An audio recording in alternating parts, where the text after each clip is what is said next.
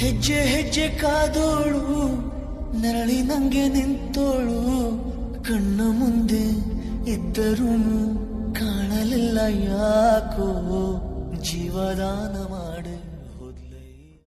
ಗಂಡನ ಕೊನೆಯ ಉಸಿರು ಇರುವವರೆಗೂ ಅವನಿಗಾಗಿಯೇ ಬದುಕಿದ್ದಳು. ಪತಿಯೇ ಇಲ್ಲದ ಮೇಲೆ ಸನ್ಯಾಸತ್ವ ಸ್ವೀಕರಿಸಿದ ಕಲಿಯುಗದ ಸೀತೆ.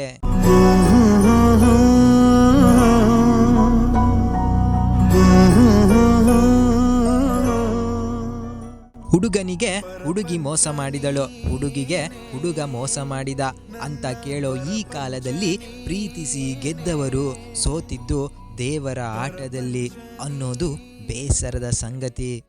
ನನ್ನ ಪರಪಂಚ ನೀನೇ. ಸ್ನೇಹಿತರೆ, ಕೆಲವೊಂದು ವಿಷಯಗಳನ್ನು ಎಲ್ಲಿಂದ ಶುರು ಮಾಡಬೇಕು ಅನ್ನೋದೇ ಗೊಂದಲದ ಗೂಡಾಗುತ್ತೆ. ಇಂದು ನಾನು ಹೇಳ್ತಿರೋ ಈಕೆಯ ಬಗ್ಗೆ ನಿಮಗೆ ಸಂಪೂರ್ಣವಾಗಿ ಗೊತ್ತಾದ್ರೆ ನಿಮಗೆ ಗೊತ್ತಿಲ್ಲದ ಹಾಗೆ ಕಣ್ಣಂಚಲ್ಲಿ ನೀರು ಬರುತ್ತದೆ. ಡಿವೋರ್ಸ್ಗಳೇ ಸದ್ದು ಮಾಡ್ತಿರೋ ಈ ಕಾಲದಲ್ಲಿ ಇಂಥ ಹೆಂಡತಿ ಇರೋಕೆ ಸಾಧ್ಯನಾ ಎಂಬ ಪ್ರಶ್ನೆ ಮೂಡುತ್ತದೆ. ಆದರೆ ಈಕೆಯ ಕತೆ ಕೇಳಿದವರು ಸಿಕ್ಕರೆ ಇಂಥ ಹೆಂಡತಿ ಸಿಗಬೇಕು ಅಂತಾರೆ. 100 ವರ್ಷಗಳ ಕಾಲ ಸುಖವಾಗಿ ಇರಮ್ಮ ಅಂತ ಶುಭ ಹಾರೈಕೆಗಳನ್ನು ಮಾಡುತ್ತಿದ್ದಾರೆ. ಕಣ್ಣಲ್ಲಿ ಹನಿ ನೀರು ಬರದಂತೆ ಕಾಯುವೆನು ಪರಪಂಚ ನೀನೇ. ಇನ್ಸ್ಟಾಗ್ರಾಮ್ನಲ್ಲಿ ನೀವು ರೀಲ್ಸ್ ನೋಡುವಾಗ ಈ ಜೋಡಿಯ ಒಂದಾದರೂ ರೀಲ್ಸ್ ನಿಮ್ಮ ಕಣ್ಣಿಗೆ ಬಿದ್ದಿರುತ್ತದೆ. ಬೆಳಗ್ಗೆ ಲವ್ವು, ಮಧ್ಯಾಹ್ನ ನೋವು, ಸಾಯಂಕಾಲ ಕಿವಿಗೆ ದಾಸವಾಳ ಅನ್ನೋ ಈ ಕಾಲದಲ್ಲೂ ಇಂಥ ಒಂದು ಹೆಣ್ಣು ಇರೋಕೆ ನಿಜಕ್ಕೂ ಸಾಧ್ಯನಾ ಎಂಬ ಪ್ರಶ್ನೆ ಮೂಡುತ್ತದೆ. ಸ್ನೇಹಿತರೆ, ಈ ಲವ್ ಸ್ಟೋರಿಗೆ ದೇವರೇ ವಿಲನ್. ಹೌದು, ಗಂಡನಿಗೆ ಏನಾದರೂ ಸಮಸ್ಯೆ ಬಂದರೆ ಜೊತೆಯಲ್ಲಿ ನಿಲ್ಲೋ ಹೆಂಡತಿಯರಿಗಿಂತ ನಮಗ್ಯಾಕೆ ಈ ತಲೆನೋವು ಅಂತ ಸುಮ್ಮನಾಗೋ ಮಹಿಳೆಯರು ಇದ್ದಾರೆ ಅಂದರೆ ತಪ್ಪಾಗೋದಿಲ್ಲ.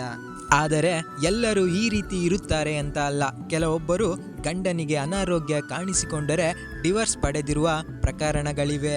ಆದರೆ ಈಕೆ ಗಂಡನ ಕೊನೆಯುಸಿರು ಇರುವವರೆಗೂ ತನ್ನ ಉಸಿರನ್ನು ಗಂಡನಿಗೆ ಕೊಟ್ಟು ಕಣ್ಣಲ್ಲಿ ಕಣ್ಣಿಟ್ಟು ನೋಡಿಕೊಂಡವಳು. ಆದರೆ ಅದ್ಯಾವ ಕಣ್ಣು ಬಿತ್ತೋ ಗೊತ್ತಿಲ್ಲ, ಪ್ರೀತಿಯ ಜೋಡಿಗೆ ಬ್ರೈನ್ ಟ್ಯೂಮರ್ ಕಾಯಿಲೆ. ಹೂವಿನ ಬಟ್ಲಲ್ ಕಿತ್ತು ತಂದೆ ನಕ್ಷತ್ರನೆಲ್ಲ ಕಟ್ಟಿ ಮುಡ್ಸೋ ಹೊತ್ತಿಗೆ ಬೆಳಕದೋಯ್ತಲ್ಲ, ಎಲ್ಲ ಮಾಯ ಆಯ್ತಲ್ಲ. ಹೌದು ಸ್ನೇಹಿತರ, ಇವತ್ತು ನಾನು ಹೇಳೋಕೆ ಹೊರಟಿರುವ ಕತೆ ಬಿಬೇಕ್ ಪಂಗಾನಿ ಹಾಗೂ ಸೃಜನಾ ಸುಬೇದಿ. ಇವರ ಬಗ್ಗೆ ನೀವು ಒಮ್ಮೆ ತಿಳಿದುಕೊಂಡರೆ ಇನ್ಯಾವತ್ತೂ ಮರೆಯೋದಕ್ಕೆ ಸಾಧ್ಯವಿಲ್ಲ. ಅದರಲ್ಲೂ ಸೃಜನಾ ಸುಬೇದಿ ಪ್ರೀತಿ ಎಂಥದ್ದು ಅಂತ ಗೊತ್ತಾದ್ರೆ ಕಣ್ಣಲ್ಲಿ ನೀರು ತರುತ್ತದೆ. ಇಬ್ಬರು ಕೂಡ ಹಲವು ವರ್ಷಗಳ ಕಾಲ ಪ್ರೀತಿ ಮಾಡಿ ಎಲ್ಲರ ಒಪ್ಪಿಗೆ ಪಡೆದು ಮದುವೆಯಾಗಿದ್ದರು. ಇಬ್ಬರು ಸೋಷಿಯಲ್ ಮೀಡಿಯಾಗಳಲ್ಲಿ ತುಂಬಾನೇ ಆಕ್ಟಿವ್ ಆಗಿದ್ದರು. ಇವರಿಬ್ಬರ ಮುದ್ದಾದ ವಿಡಿಯೋಗಳನ್ನು ನೋಡಿ ನೆಟ್ಟಿಗರು ಖುಷಿ ಪಡುತ್ತಿದ್ದರು. ಆದರೆ ದೇವರಿಗೆ ಸಹಿಸಿಕೊಳ್ಳೋಕೆ ಆಗಲಿಲ್ಲ ಅನ್ಸುತ್ತೆ.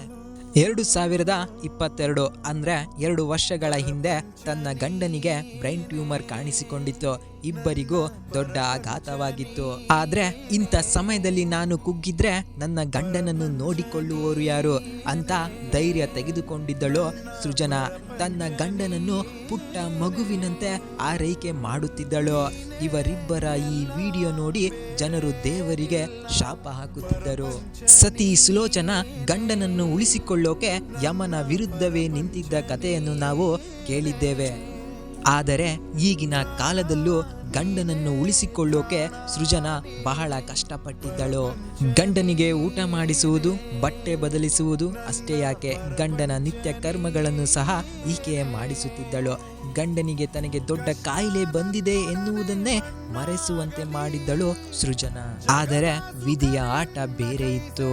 ಡಿಸೆಂಬರ್ 19, 2024 ಆಕೆಯ ಪತಿ ಆಕೆಯನ್ನು ಬಿಟ್ಟು ಹೊರಟೇ ಬಿಟ್ರು. ಇತ್ತ ಗಂಡನೇ ಜೀವ ಅಂದುಕೊಂಡಿದ್ದರ ಸೃಜನಾ ಕುಸಿದು ಬಿದ್ದಿದ್ದಳು. ಚಿಕ್ಕ ವಯಸ್ಸಿಗೆ ಗಂಡ ಸತ್ತರೆ ಸ್ವಲ್ಪ ದಿನ ಸುಮ್ಮನಾಗಿ ಮತ್ತೊಂದು ಮದುವೆ ಆಗೋ ಈ ಕಾಲದಲ್ಲಿ ಸೃಜನಾ ಎಲ್ಲರಿಗೂ ಸ್ಫೂರ್ತಿಯಾಗುತ್ತಾರೆ. ಗಂಡನ ಕಳೆದುಕೊಂಡ ಬಳಿಕ ಸೃಜನಾ ಸನ್ಯಾಸತ್ವ ಸ್ವೀಕರಿಸಿದ್ದಾರೆ. ಕೆಲವರು ಈಕೆಯನ್ನು ನೋಡಿ ನೀನು ನಿಜಕ್ಕೂ ಕಲಿಯುಗದ ಸೀತೆ ಎಂದು ಹೇಳುತ್ತಿದ್ದಾರೆ. ಅದೇನೇ ಇರಲಿ ಸ್ನೇಹಿತರೆ, ಇಂಥ ಮಹಿಳೆಯರು ನಮ್ಮ ನಡುವೆಯೂ ಇದ್ದಾರೆ. ಆದರೆ ಸುಜನ ಮಾತ್ರ ಎಲ್ಲರಿಗಿಂತ ಮೇಲೆ ನಿಲ್ಲುತ್ತಾರೆ ಅಂದರೆ ತಪ್ಪಾಗಲ್ಲ. ಪ್ರೀತಿಸಿ ಗೆದ್ದವರು ಸೋತಿದ್ದು ದೇವರ ಆಟದಲ್ಲಿ ಅನ್ನೋದು ನಿಜಕ್ಕೂ ಬೇಸರದ ಸಂಗತಿ. ಇದೇ ರೀತಿ ಇನ್ನಷ್ಟು ಇಂಟ್ರೆಸ್ಟಿಂಗ್ ಇನ್ಫಾರ್ಮೇಷನ್ಗಳನ್ನು ತಿಳ್ಕೊಳ್ಳೋಕ್ಕೆ ನಮ್ಮ ಕನ್ನಡ ವಿಚಾರ ಚಾನಲ್ನ ಸಬ್ಸ್ಕ್ರೈಬ್ ಮಾಡ್ಕೊಳ್ಳೋದು ಮರಿಬೇಡಿ.